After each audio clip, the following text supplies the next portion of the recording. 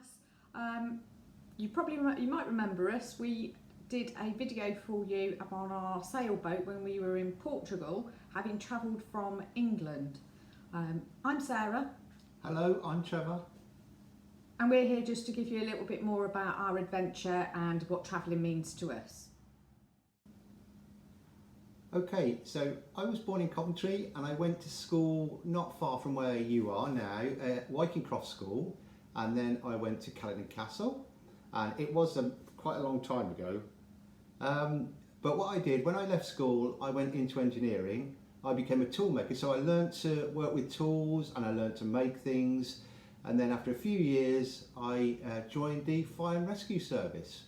So I was in West Midlands Fire and Rescue Service for 12 years, and then I went over to Leicestershire for 18 years.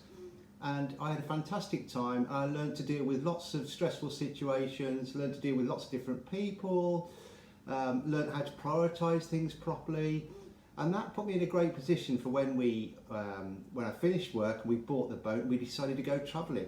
So I didn't know anything about sailing at all, so we went on some courses and learnt all about it, and then we basically got our boat and sailed off to France, to Spain, to Portugal. We went across the Balearic Isles, to Sardinia, all around the Mediterranean, as far as Greece and Italy. And we had a fantastic time travelling around, seeing all the different places, meeting lots of different fantastic people from all the different countries. I think we've seen lots of great things and learned an awful lot as we've been travelling. And also, I think one of my favourite things when we've been travelling around is seeing the dolphins.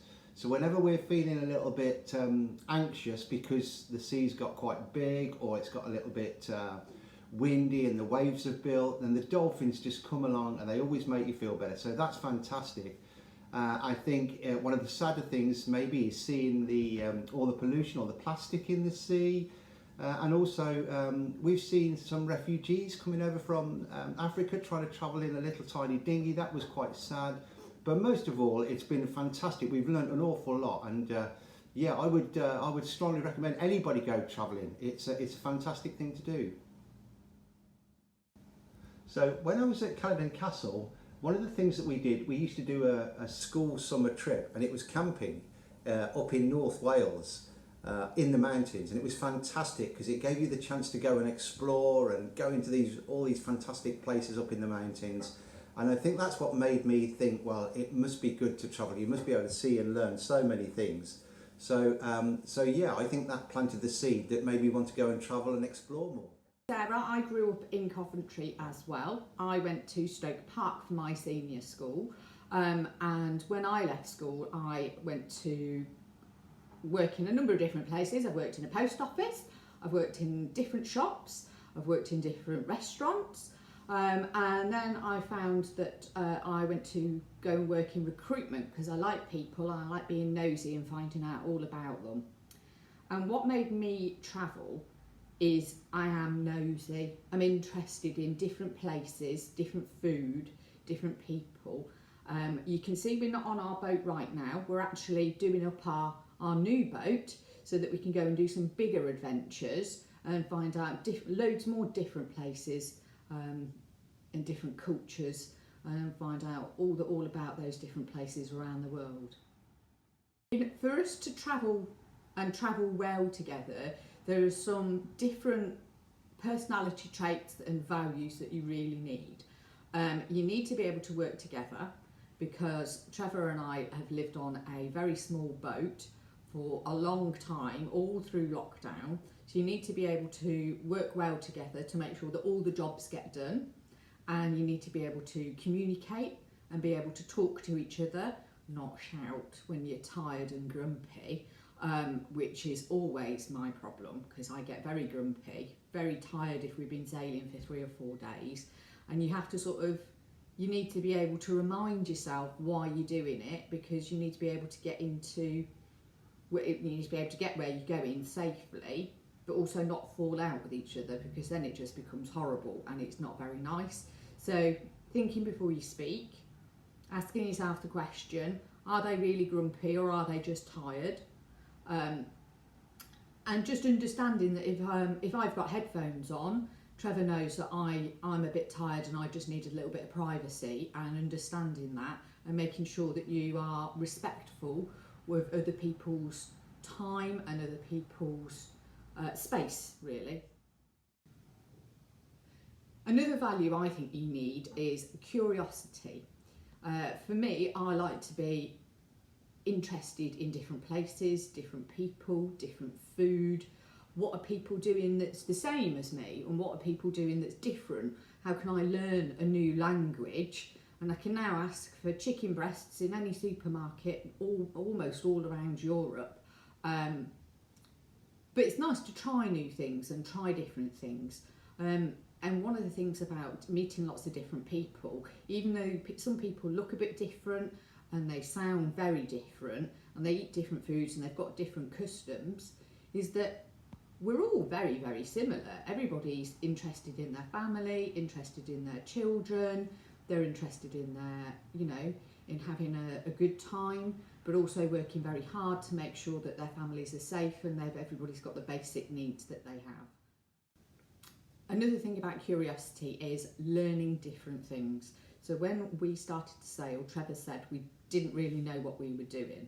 So we had to go and learn how to put sails up, we had to learn how to repair things on a boat, we had to learn how to sew and use a sewing machine, we had to learn how to cook lots of different recipes, because we don't always have a freezer and our fridge doesn't always work. So we needed to learn lots and lots of different things and be interested and learn different languages. So that's really another one that I think is quite useful is perseverance. So sailing isn't a quick way to travel. So it's about 5 miles an hour, which would mean the distance from Coventry to Birmingham is about 20 to 30 miles, depending on whereabouts you go. For you, that might take you an hour if you're in a car. If you go on a train, it might be a bit different if you're on a bus and train. But for us, sailing 30 miles is about 6 or 7 hours sometimes. So it's quite slow. You do need to be able to relax, learn to keep yourself busy, but also persevere, because sometimes if you're sailing big journeys, like sailing from Portugal all the way up to England, took us over a month in terms of in sailing time. So you need to be able to, with lots of stops, you need to be able to persevere and remember when you're really tired and you feel a bit seasick, why it is you're going there. When you're travelling in a small boat across lots of different countries, you do need to be very, very organised, because you need to make sure that you've got your passports, you need to make sure that you've got all your paperwork organised, you need to make sure that you've got lots of water, lots of food that's in date, because there's not always a shop close by, so you have to be able to really keep yourself fed and watered quite comfortably for weeks at a time sometimes, because you can't always get to a shop, and different countries have got different closing hours. So for example, in Spain and Italy and France, most things shut down for about 2 hours in the afternoon.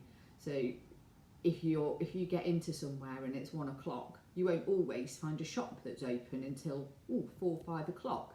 So you need to be quite organised and make sure that you've got milk, tea bags, bread, sugar, or things to make bread, so that you can actually get a sandwich.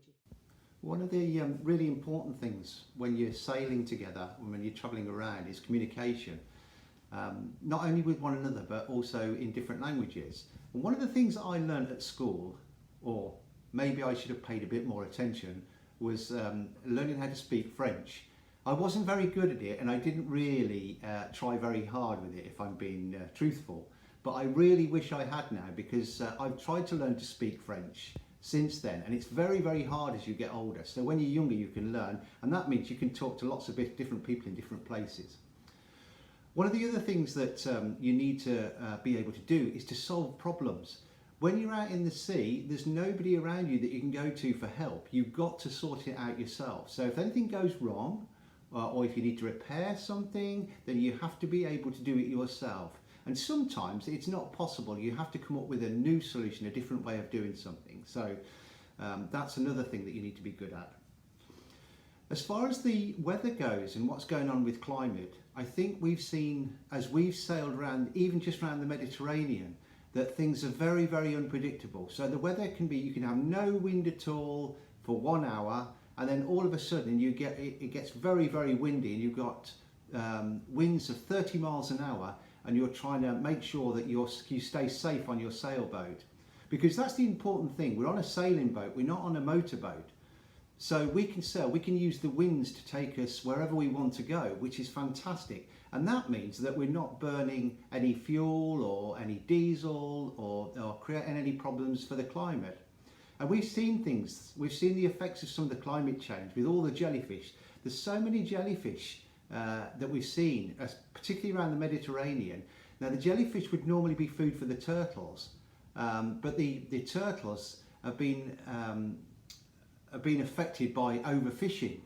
They've got caught in fishing nets and things like this. So what that means is there's not so many turtles to eat the jellyfish, so there's lots more jellyfish. So that's another sign of how the climate's changing and how sort of pollution is affecting our oceans. We've recently watched some of our friends cross from the Canary Islands right the way over to the Caribbean. So that was a very, very long way, right across the Atlantic Ocean. And normally, when you put your sails up, you can be quite sure that you're going to get consistent winds that are going to help take you across the Atlantic. But watching them go across, there were times they were going very quickly and there were times when they were going very slowly. And what they found was that the weather patterns and the wind patterns and currents weren't quite as predicted. So it's definitely changing. The weather patterns are definitely changing, and we're going to have to alter with them, really, if we're going to keep sailing. So Trevor, what makes all the sailing and all the travel worth it? Well, dolphins for a start, because they always make things better, and the wonderful sunsets. It's fantastic. And sunrises at sea. And sunrises at sea, yeah. You see the sun come up over a glorious sea, and it is fantastic. And being able, for me, it's about being able to swim off the back of the boat and jump in the water if you're a bit too hot. Yeah, it's not too cold. The water's a bit warmer. So we're looking forward to that when we cross to the Caribbean later on this year.